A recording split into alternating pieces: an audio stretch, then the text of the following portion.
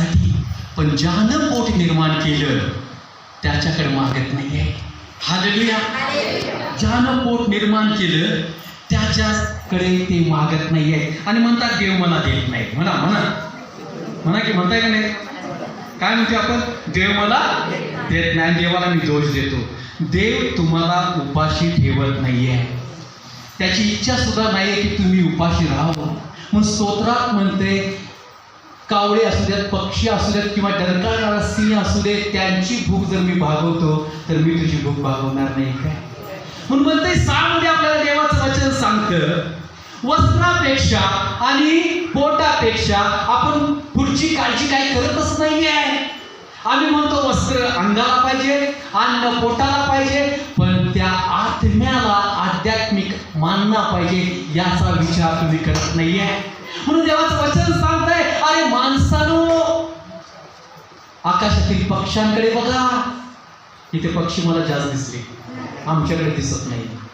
चिमण्या, कावळं, साळुंके, घारी सर्व काही इथे दिसतात. त्यांची किती मोठे कोठारे आहेत हो, बघितलं ना? कोठाऱ्यात त्यांनी धान्य साठवलेले मी पाहिलं. आता त्यांनी पेरताना माझ्या नजरेने बघितलं. काही तर पक्षी नांगरत होते आणि काही पक्षी चोची लावून त्यामध्ये पेरत होते आणि काही जण कापणी करून म्हणत होते पोती भरूया आणि तसंच त्यांनी साठलेले मी गोदाम सुद्धा बघत. हालेलुया. बरोबर आहे का? मी पाहिलंय ना, पण ते तुम्ही नाही पाहिलं का? मग तुम्ही हुशार आहात. म्हणजे तुम्ही हुशार आहात. असं कुठे कुणी पाहिलंय का? नाही पाहिलं. पण मनुष्य मात्र असा आहे, हे सर्व काही साठवत आहे. पण तुम्हाला सांगू दे, पहिले ग्रंथीमध्ये देवाचं वचन सांगतं अन्न पोटासाठी आहे, पोट अन्नासाठी आहे, या दोघांचा बी मी नाश करेन. हालेलुया. म्हणून देवाचं वचन मध्ये सामध्ये पाहायला मिळते अरे आकाशातील पक्ष्यांकडे बघ ना, ते साठवत नाहीये, पेरत नाहीये, सूत कातत नाहीये, तरी पण मी त्यांना देतो. मग या पक्ष्यांकडे पाहून आम्हाला काही शिकलं पाहिजे का नाही शिकलं पाहिजे?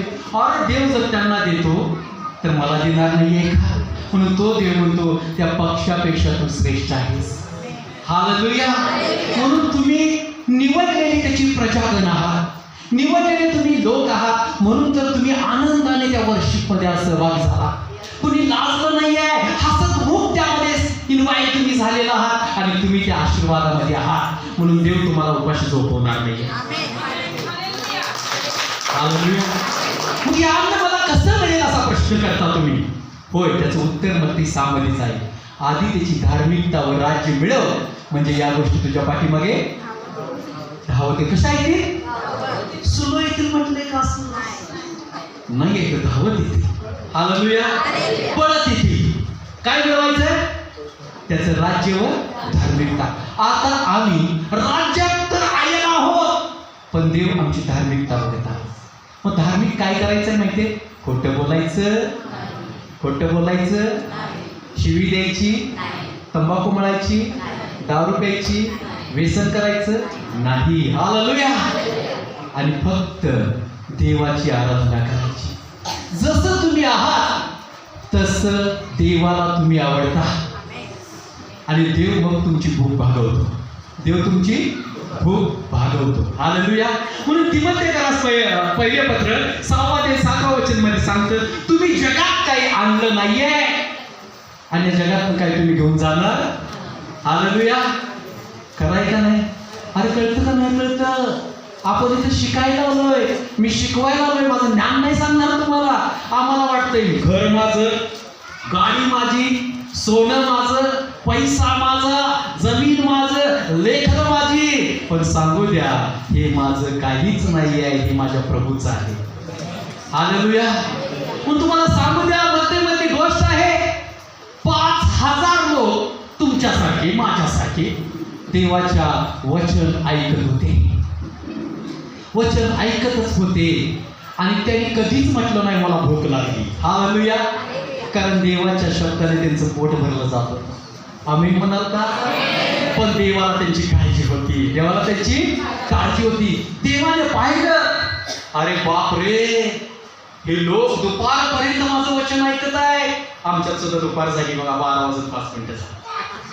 हालेलुया. दुपारपर्यंत हे माझं वचन ऐकत आहेत आणि शांत आहेत, कोणीच दंगा करत नाहीये. आणि देवाला त्यांची काळजी आली आणि आपल्या 2 दासांना म्हटलं त्यांच्यासाठी जेवणाची सोय करा. आमच्यासारखे 2 दास, देवा लोक जास्त आहेत, 2000च्या भाकऱ्या जरी आणल्या तर यांना पुरणार नाहीये, बटर खाना इथे नाहीये, भाकरवाडी इथे नाहीये, आणि गावात पूर्वी इतक्या भाकऱ्या आणून आम्ही म्हणाल का? खरं आहे का? ते खरं आहे ना? पण देव कसं देतो बघा. एक लहान लेकर असतं, त्याच्याकडे किती भाकरी असतात? अरे हुशार आहे मंडळी. किती भाकरी असतात? 5. मासे किती असतात? 2. आता मला सांगू द्या, मंडळी भुकेलेली आहे तुमची, मी सुद्धा या मंडळीचा भाग आहे आणि माझ्या जवळच आहे, आणि तुम्हाला मी दिली का? असं दिली का? मी तर नाही बाबा दिली. कारण का?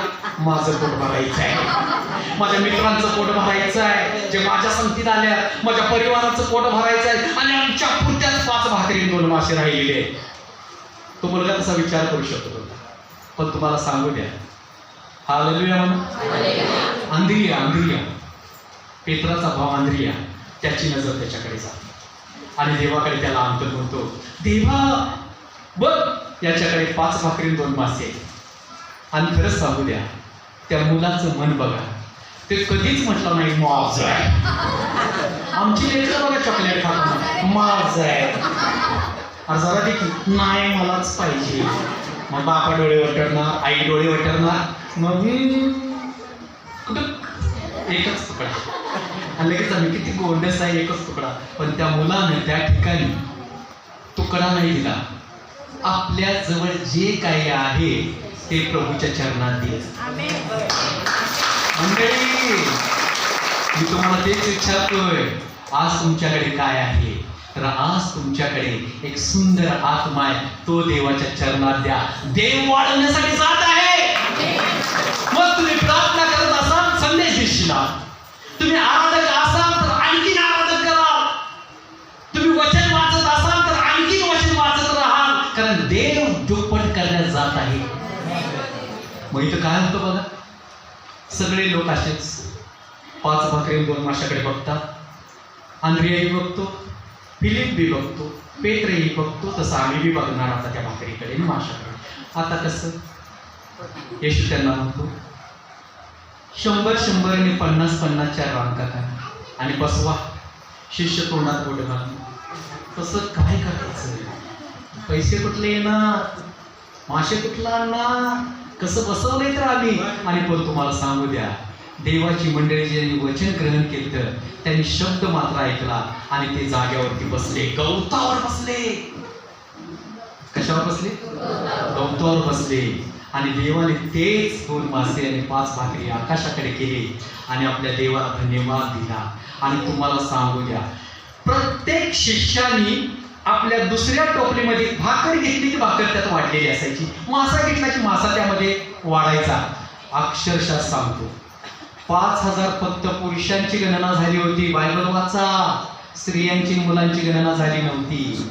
पण पुरुषांना प्राधान्य होतं म्हणून 5 आकडा त्यात लिहिलेला आहे, 5000. आणि तुम्हाला सांगू दे, इतके लोक खाऊन पोट भरून ढेकार दिला त्यांनी.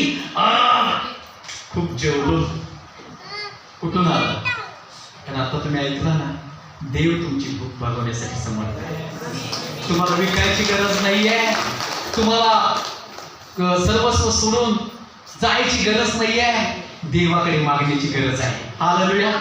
म्हणून आम्हाला प्रभूच्या प्रार्थनेमध्ये एक वचन सांगतं, हे प्रभू रोजची भाकर तू आम्हाला दे. म्हणा, खरं सांगू दे, आम्ही रोजची भाकरी मागतोय का बघा? महिन्याच्या भाकरी मागतोय. घरामध्ये राशन पगार झाला की महिन्याचं. खरं आहे का? याचाच अर्थ काय? मी असं नाही म्हणत की बाबा रोजचं रोज भरून खावा, चांगली गोष्ट आहे, पण देवाला धन्यवाद तर द्या. 1 नाही 2 नाही 31 दिवसाची सोय तू आता केलायस माझी. पण कसं काय होते बघा, देवाला असं सांगायचं नसल्यामुळे 25 तारखेच्या पुढेच नाही रे कडकी लागली, नाही रे पैसा संपला. देवातून काय दाखवण्याचा प्रयत्न करतोय माहितीये तुम्हाला? तू मला सांगितलेलं नाहीयेस. हालेलुया. जसं अंद्रियाने त्या मुलाला घेऊन आला आणि सांगितलं, देवा 5 भाकरी 2 मासे, तसं तुम्हाला सांगण्याची गरज आहे. देवा माझा पगार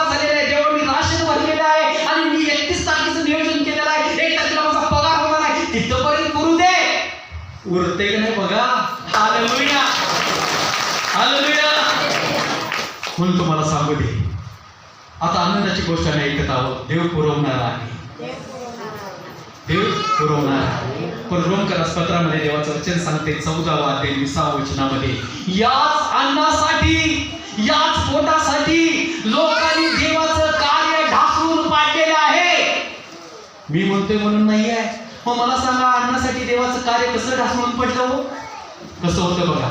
चर्चला तुम्ही जायला निघता तेव्हा हळूच तुमच्या खांद्यावरती एक हात येतो. हालेलुया. लास्टला जरा आमेन म्हणा. चर्चला जेव्हा तुम्ही टाइमात जायला निघता, हळूच तुमच्या खांद्यावरती एक हात पडतो. हळूच तुमच्या हाताला हात कुणी तर पकडतं. हळूच कुठली तर आवाज तुम्हाला येतो आणि म्हणतो, चल की माझ्या बरोबर जरा तुला वडापाव देतो, चल की आमच्या बरोबर तुला जेवण देतो. लगेच तुम्ही जेवण देताय, चल की जाऊया चर्चला, नंतर जाऊया, चालतंय, आराधना होते, ते ब्रदर गाते तोंड वाळूपर्यंत गीत गातोय, त्याच्याकडे काय बघायचं आहे, चल की जरा आपण काय करूया, वडापाव खाऊया. आणि त्या आराधनेचं टायमिंग गेलं. तुम्हाला माहिती आहे का, आराधनात सुटकार असते. काय असते? आणि त्यातूनच तुम्ही बसत नाही, मग सुटकार कसा म्हणून? मग सैतान बरोबर त्याला काय करते, बाजूला घेऊन जातो. आणि तुम्ही वडापाव खाते, भारी होता ना, दुसऱ्या दिवशी काम. हालेलुया. का? देवाची वेळ चुकवलास, वडा पचला नाही. मग 2 दिवस बेडवर, 2 दिवस चटईवर, 2 दिवस जमिनीवर, 2 दिवस तराठीवर, आणि मग म्हणायचं, नाही बाबा मी काय तुझ्याकडे येत नाही, मला पचलं नाही. पण का पचलं नाही? त्या देवाला म्हणत नाही, देवा मी चूक केली, माझं पोट भरत कर. हालेलुया.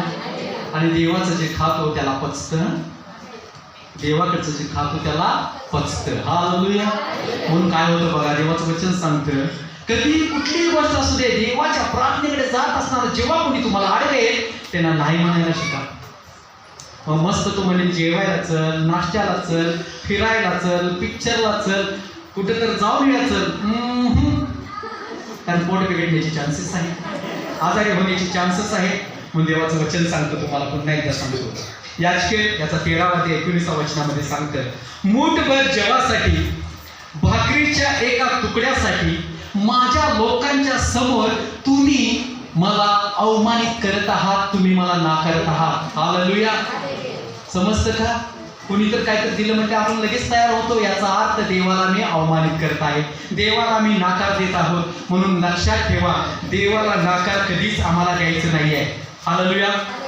देवाला आम्हाला कधीच नाकार द्यायचा नाहीये. म्हणून तुम्हाला सांगू द्या, उपदेशक 6:7 मध्ये देवाचं वचन सांगतं, मनुष्याचे सर्व परिश्रम जे आहे ते पोटासाठी असतं, आणि पण त्याच्या जीवाची तृप्ती होत नाहीये. हालेलुया.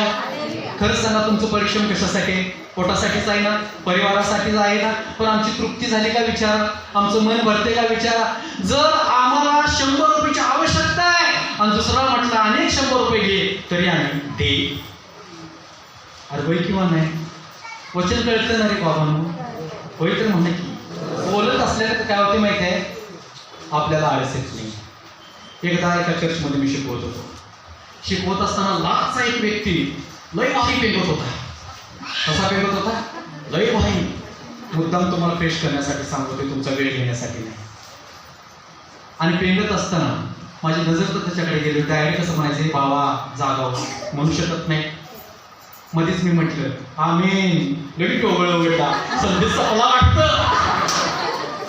लोकांना काय दाखवण्याचा प्रयत्न होता, मी प्रार्थनेत आहे, आणि उगाच असतं मी प्रार्थनेत आहे. नंतर हळूच ते डोकं त्याच्या बेंचवरती टेकतं. सगळ्यांना वाटलं की प्रार्थना करायला लागली, प्रार्थना करायला. आणि मी आमेन म्हटल्यानंतर म्हणते आमेन. पण काय चालू होतं आपलं इथं? वचन चालू. आपण कुणाला फसवतो? देवाला फसवतो. आणि झोप काय येते माहिती आहे का? हालेलुया. झोप काय ते स्तोत्रात सांगितलेलं आहे 16व्या अध्यायामध्ये. तो दृष्ट काय करतो, तुमच्या नजरेवरती, तुमच्या मनामध्ये आळस पण घालतोय. आणि खरंच सांगतो, घरात इतकी झोप येत नाही, पण आमच्या मंदिरात आम्हाला लय खरं आहे का? अनुभव आलाय का कधी तुम्हाला? मला मी सांगू दे, मी असे काही लोक बघितले, बाहेर गेल्यानंतर म्हणतात घरात इतकी झोप लागत नाही बाबा, पण मंदिरात आलो इतकी गाढ झोप लागते, एक मी विचार येत नाही. पण घरात झोपलं की आता उद्याचं काय करू, परवाचं काय करू, परवाचं काय करू, बायको काय म्हणते, नवरा काय म्हणते, मुलं काय म्हणतात, म्हणतोय मी झोपच नाही रात्रभर मला, पण चर्चमध्ये लई झोप येते. मग उद्यापासून चर्चमध्ये त्यासाठी खोली बांधली होत्या. हालेलुया. का सांगतोय माहितीये का? कारण झोप काय त्याच्या पाठीमागं कारण आहे. प्रियानो, बायबलमध्ये सांगतं मृत्यू निद्रा मला येऊ नये म्हणून देवा माझी नजर तू तेजस्वी कर. हालेलुया. कुठली निद्रा आहे ही? मंदिरात जो झोपतो ती कुठली निद्रा आहे? तर मृत्यूची निद्रा आहे. त्या सैतानापासून ती निद्रा आहे. आणि त्या सैतानाला माहिती आहे तुम्हाला झोपेत घालून तुमचा नाश करावा, तुम्हाला मृत्यू प्राप्त करून द्यावा. पण जो देव आहे तो तुम्हाला तरोताजा करणारा देव आहे. हालेलुया. हालेलुया.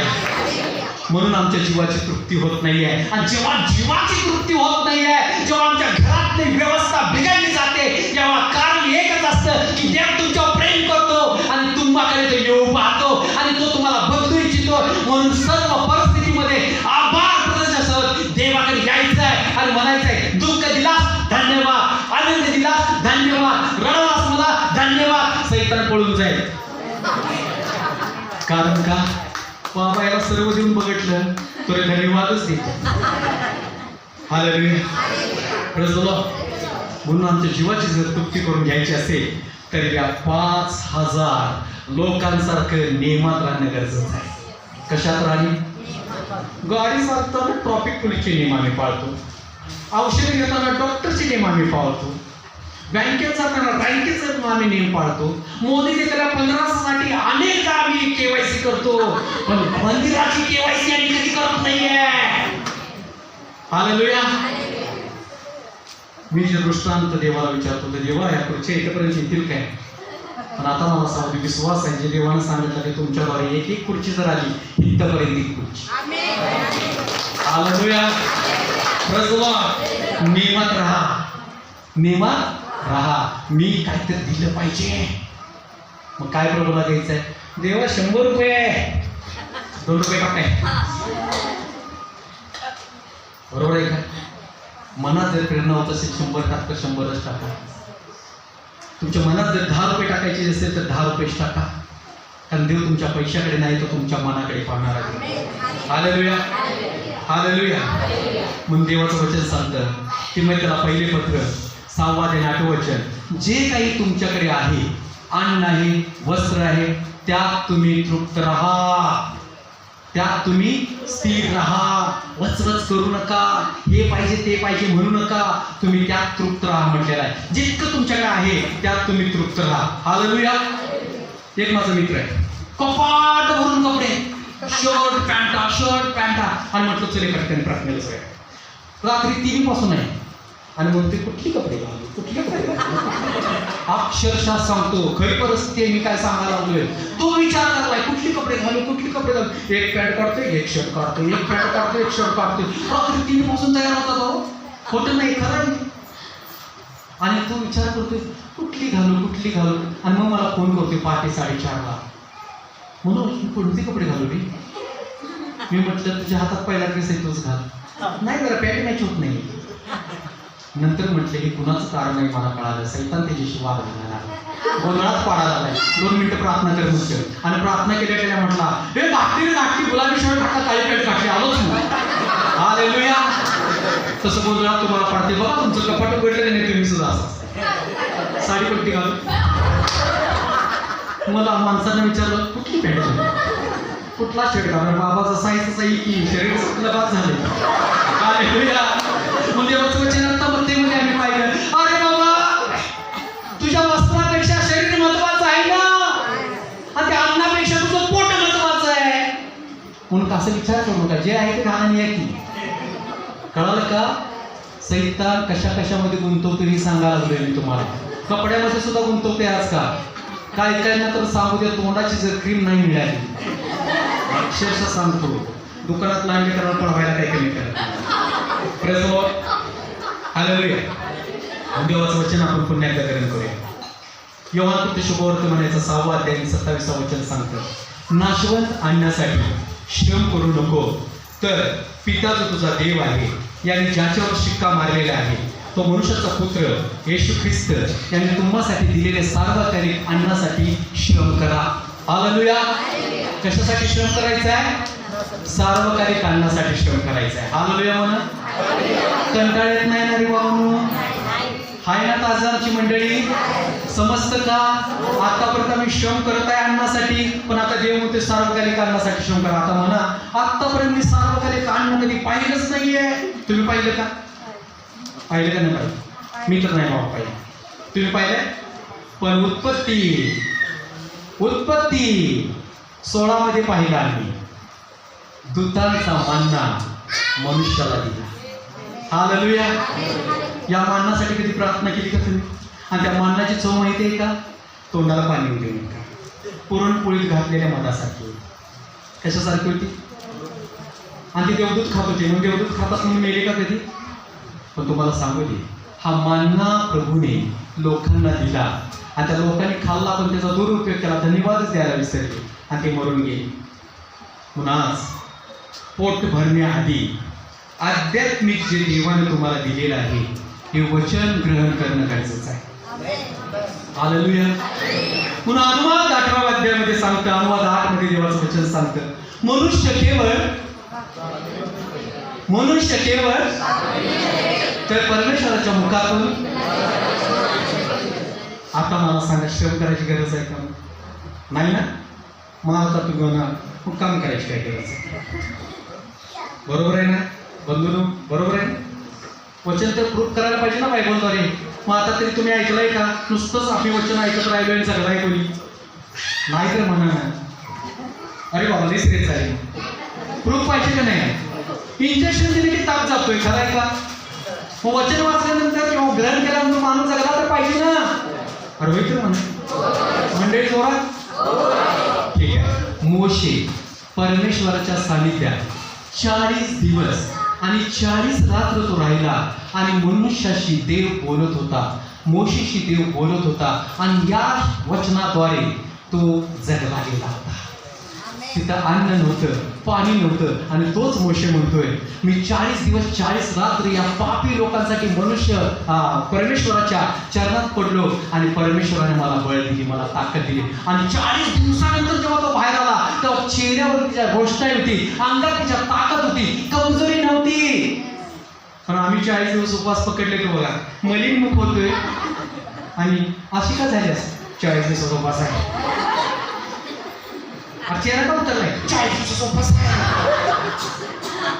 गावभर सांगतोय उपवास आहे, उपवास आहे. उपवास मान्य केले जात, कारण का? आम्ही सगळ्यांना सांगतो. पण देवाचं वचन सांगतोय, जेव्हा तू उपवास करतेस तेव्हा कुणाला सांगू नकोस. मी सांगण्याचा अर्थ इतकाच आहे माझ्या प्रिय मंडळीतल्या लोकांनो, जे काय करता ते देवाशिवाय कुणाला सांगू नका. देवाशिवाय कुणाला सांगायचंच असेल तर पास्टरांकडे या. पास्टर, मी 40 दिवस उपवास पकडत आहे, माझ्यासाठी प्रार्थना करा. हालेलुया. मग देवा कुठे बायबलमध्ये दिले सांगा? 40 दिवस उपवास करा. दिले का? नाही. पण आम्ही मात्र 40 दिवस उपवास करतोय. पण मोशे म्हणते मी 40 दिवस 40 रात्र केला. येशू सुद्धा म्हणते मी 40 दिवस 40 रात्र उपवास केला. पण आम्ही आमच्या कल्पनेने उपवास पकडतोय. दिवसभर उपवास पकडायचा, जेव्हा काय खाल्लं नाही ते रात्री खायचं आणि देवाला म्हणायचं मी उपवास पकडला आहे. पण तो देव यशाया 58 मध्ये म्हणतोय, तुझे उपवास कसे आहेत मला माहिती आहे, कसा उपवास पकडतेस मला माहिती आहे. काही लोक द्राक्ष खातात, बायबलमध्ये सांगितले. काही लोक चहा वारंवार पितात, बायबलमध्ये सांगितले. काही लोक फळं खातात, बायबलमध्ये फळं आहेत का नाही? उपवासाचे प्रकार आहेत. पण तुम्हाला सांगू द्या, उपवास कसा असावा हे मेडिकल फील्डमध्ये कोणी आहे का? नर्सिंग आहे, डॉक्टर आहे का? आहे का कोणी? आहे ना? ऑपरेशन करायचे ते उपवास कसे असतात? हे आजच रात्री खाल्लाय, उद्या काही द्यायचं नाही, त्याला याने वेळ ठेवायचं आहे. हां, तशी उपवास पाहिजे. जर खरंच उपवास पकडायचा आहे तर देवाच्या सानिध्यात जाऊन देवाला म्हणायचं आहे, मी पाण्याकडे सुद्धा बघणार नाही, अन्नाकडे बघणार नाही आणि तुझ्या सानिध्यात राहील. आमचे उपवास बघा, उपवास करायचं, गावभर फिरायचं. काय रे, काय झाले आज? उपवास आहे. गावभर सांगतो मग देव कसं आहे ते. हालेलुया. ठीक आहे, वचनाकडे मी काय सांगतोय बघा. वचन याच अन्नासाठी आम्ही देवाच्या कार्याला ढासळत आहे. म्हणून काय होतं बघा, यहोशुवाच्या काळात उत्पत्ती 41 अध्याय आणि 47 अध्याय या अध्यायामध्ये पाहायला मिळते, काढू नका. दुष्काळ पूर्ण पृथ्वीवर पडतोय आणि लोक काय करतात बघा, अन्नासाठी घरातली भांडी, सोनं, नाणं सगळं काही औषधाकडे देतात. एवढ्यानं सुद्धा होत नाही, जमीन विकतात, गुरं विकतात, मेंढरं विकतात, गाढवं विकतात, हुंट विकतात, काय असेल ते विकतात आणि त्याच्याकडे धान्य विकत घेतात. आणि एक वेळ असं होतं की आता काय आमच्याकडे विकायला नाहीये म्हणून आपली पोरं घेतात आणि त्या औषधाकडे म्हणतात त्याला गुलाम करा, पण आम्हाला अन्न द्या. काय दाखवण्याचा प्रयत्न करताय. स्वतःची आई वडील आपल्या मुलांना गुलामगिरीत देतात आणि म्हणतात आम्हाला पोटाला अन्न द्या. म्हणजे पोट काय करतं, माया सुद्धा कमी करतं, प्रेम सुद्धा कमी करतं, प्रीती सुद्धा कमी करतं. कशासाठी माणूस करतो, पोटासाठी.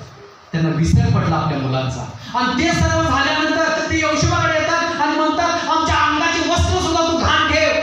आता तुम्हाला ही वस्त्र आहे ना लगेच मिळतात हो, पण पूर्वी लगेच मिळत नव्हते आणि ते वस्त्र सुद्धा ते घाण ठेवतात आणि पोट खातात. अर्धनग्न अवस्थेत ते परत यहोशुआकडे येतात. आता आम्हाला सुद्धा तू नोकर बनव, पण आम्हाला पोटाला काहीतरी दे. पोट पाप करायला लावतात, पोट विचार करायला लावतात, पोट वाईट कृत्य करायला भाग पाडतं. आणि या पोटाला जर कंट्रोल करायचं असेल तर वचन वाचन प्रार्थना करणं गरजेचं आहे. हालेलुया. वचन वाचन प्रार्थना करणं, कारण ज्या देवाने अभिवचन दिलेलं आहे, मी तुला उपाशी ठेवणार नाही आहे, तो देव स्वर्गातून तुम्हाला देईल. म्हणून मला की 3 देवाचं सांगतो वचन, आकाश कपाटे उघडून मी तुला देणारा देव आहे. पण उघडायला तर पाहिजेत ना.